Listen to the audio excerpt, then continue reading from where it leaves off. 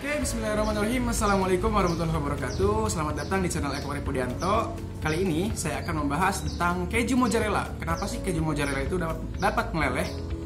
Oke, nah sebelum lanjut ke pembahasan, saya sangat berterima kasih nih kepada teman-teman apabila teman-teman subscribe channel saya, sehingga nanti saya lebih bersemangat lagi untuk membuat konten-kontennya yang lainnya. Oke, langsung saja.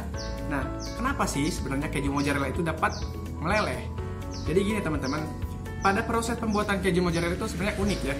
Ada namanya proses stretching. Nah, stretching itu ya berdasarkan namanya ya, stretching kan diregangkan. Nah, jadi pada proses pembuatan keju itu akan direnggangkan sehingga itu melenturkan tekstur daripada keju mozzarella yang nantinya ketika dipanaskan akan meleleh. Nah, seperti itu.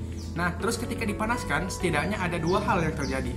Pertama, struktur-struktur protein atau struktur-struktur ikatan yang menghubungkan antara protein satu dengan protein lainnya pada keju mozzarella itu akan terputus. Nah, protein dalam susu kan kasein ya. Kasein itu nantinya akan terputus karena adanya panas tadi ketika dipanaskan dengan suhu setidaknya 34 derajat Celcius. Nah, kemudian yang kedua, lemak yang ada pada keju itu akan meleleh juga karena adanya panas. Nah, itulah setidaknya dua hal yang terjadi ketika proses pemanasan pada keju mozzarella. Nah, sekarang berapa sih suhu optimum untuk keju mozzarella itu dapat meleleh dengan sempurna? Suhu optimumnya itu sekitar 54 derajat Celcius. Nah, sekarang faktor-faktor apa saja sebenarnya penyebab kelelehan pada keju mozzarella? Nah, yang pertama yaitu kadar air. Nah, keju mozzarella ini apabila diklasifikasikan berdasarkan kadar airnya merupakan jenis keju yang soft cheese, artinya memiliki kadar air lebih dari 40%, sehingga kalau misalkan kadar airnya tinggi, nah keju ini jenis keju lunak jadinya ya, jadi mudah meleleh nantinya ketika dipanaskan seperti itu. Nah, yang kedua yaitu usia pematangan daripada keju mozzarella. Nah, keju mozzarella ini dimatangkan hanya sekitar 48 jam saja atau sekitar 2 hari.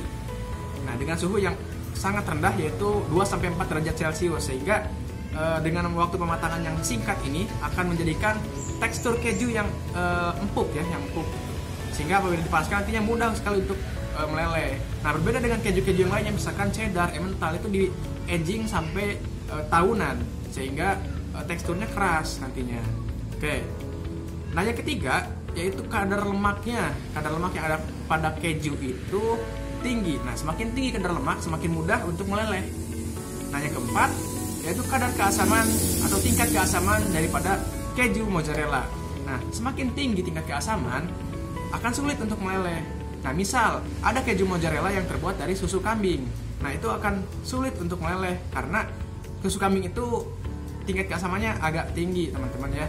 Nah, itulah 4 faktor yang menyebabkan kelelehan pada keju mozzarella.